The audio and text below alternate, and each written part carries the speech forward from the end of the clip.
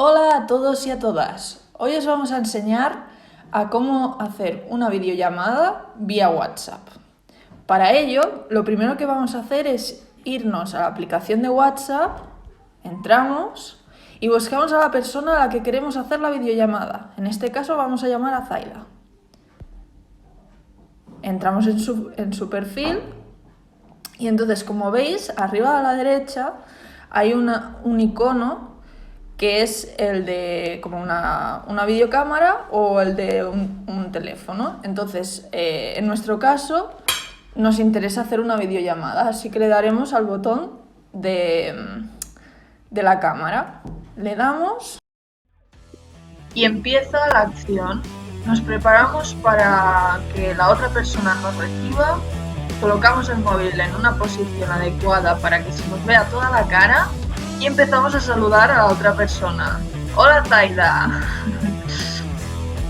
A continuación vamos a ver que si nos acercamos mucho a la cámara se nos verá la papada, eso no nos interesa. Entonces lo que vamos a hacer es alejar la cámara lo suficiente como para que no suceda eso.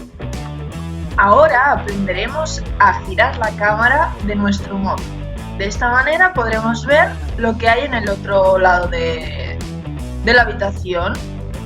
¿Cómo lo haremos? Le damos al botón donde hay una cámara, abajo a la izquierda, que hay unas flechas giratorias. De esta manera podemos girar la cámara las veces que queramos, solo pulsando ese botón.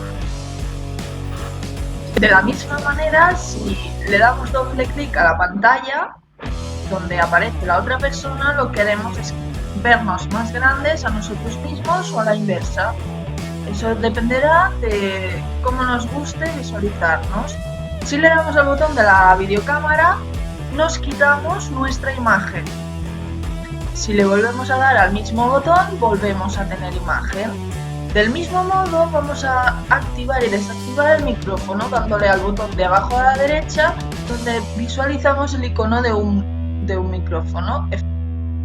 La última función que os vamos a enseñar es la de añadir participantes. ¿Cómo lo haremos? Le daremos al botón en el que encontramos a una persona con un más, buscamos en el listado de personas a la persona que queramos añadir y le damos a aceptar.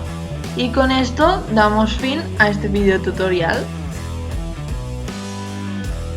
Nos despedimos de Zaida. Adiós, Zaida. Y adiós a todos, muchas gracias.